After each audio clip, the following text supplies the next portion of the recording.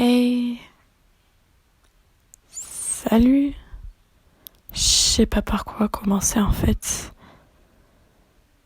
Il y a tellement de choses à dire. C'est tellement fou.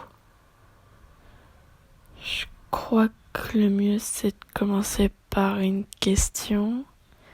Vous connaissez sûrement plusieurs légendes, n'est-ce pas?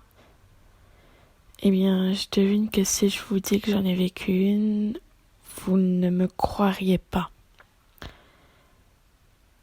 Ashishaku-sama, ça vous dit quelque chose? Ou si vous êtes français, la femme de 8 pieds de haut. Pour ceux qui veulent savoir, Hachi signifie 8, Shaku est une ancienne unité de longitude japonaise et Sama veut dire dame. Elle mesure entre 2,5 et 3 mètres de haut. Eh bien, cette femme, je l'ai rencontrée. Ce jour-là, il faisait une chaleur épuisante. Mes parents m'avaient déposé chez ma grand-mère et mon grand-père. Je me reposais sur la pelouse du jardin et j'ai entendu un bruit bizarre. Moi et ma curiosité légendaire, j'ai cherché l'origine. Ça ressemblait à une sorte de peau.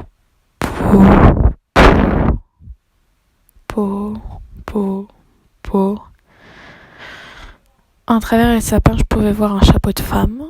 Et je me rendis compte, en voyant bouger le chapeau, que c'était de là que venait le bruit. Grâce au trou entre les sapins, j'ai pu voir ce que c'était.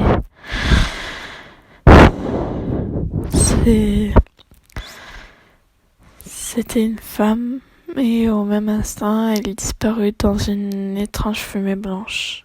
Et le bruit disparut au même instant. Quand je suis rentrée à la maison, mamie et papy prenaient le thé dans la cuisine et je leur ai raconté ce qui venait de m'arriver. Ils n'écoutaient pas trop jusqu'au moment où la hauteur de la femme a été évoquée. Ils s'arrêtèrent de parler et devinrent tombants. Papy me demanda de répéter ce que j'avais dit à propos de la hauteur de la femme et où j'étais à ce moment-là. Papy appela rapidement quelqu'un et il me laissa seule avec mamie dans la cuisine. Elle tremblait comme une feuille. Je comprenais pas pourquoi. Quand papy est revenu, il a demandé à grand-mère de rester à mes côtés. Je pleurais, j'avais peur. Je lui ai demandé ce qui s'est passé et il m'a dit « Tu plais à Ashishaku-sama ». Grand-père alla chercher la personne qui l'avait appelé.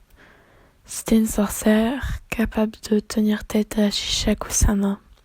On m'avait enfermée dans ma chambre et on m'avait dit de n'ouvrir à personne. La sorcière déposa, avant de m'enfermer, aux 4 coins de la pièce, du sel et une image de Bouddha.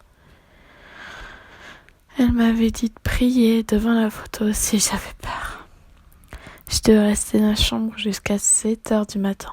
Et avant de s'en aller, un parchemin que je devais ne surtout pas lâcher sous aucun prétexte. Seule, dans ma chambre, je pouvais entendre po.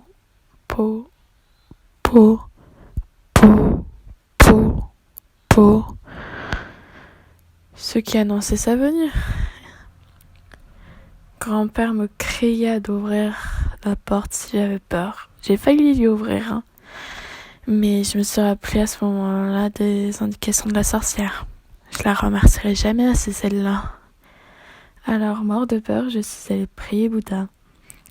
Je pouvais constater du coin de l'œil que le soleil devenait noir comme du charbon. Et je peux dire que c'était la plus terrible nuit de ma vie. Des coups à la fenêtre, des hurlements, c'était horrible. Le lendemain, quand j'ai regardé l'heure sur mon radio réveil, j'ai souri comme un gosse devant un Kinder Pingui. Et je connaissais bien ce sourire, j'avais 8 ans à l'époque. Et je sortais de la chambre, le sourire aux lèvres. Mes grands-parents pleuraient de joie quand ils m'ont vu ce matin-là. La sorcière m'expliqua que j'étais le seul à la voir. Dans une bonne grosse merde, j'étais. Je devais fermer les yeux quand je la reverrai. On partit dans une camionnette et je regardais pas la fenêtre. fenêtre.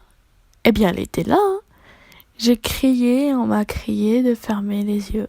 J'ai pas hésité une seule seconde pour les fermer. Je tenais toujours les parchemins dans mes mains et personne ne pouvait la voir, personne ne pouvait l'entendre. C'était un bruit glaçant. La sorcière pria pendant un temps et tout s'arrêta. Elle pouvait pas prier dès le début, non, il fallait attendre. C'est un être horrible et malveillant qui cherche les enfants dans un but que je ne connais pas et que j'ai pas du tout envie de connaître en fait. Je l'ai pas vu depuis ce jour, ni entendu d'ailleurs. J'ai pas vraiment de conseils à vous donner, à part espérer avoir une sorcière près de chez vous. Je peux peut-être vous dire juste de faire attention. Elle peut se trouver partout, pas qu'au Japon.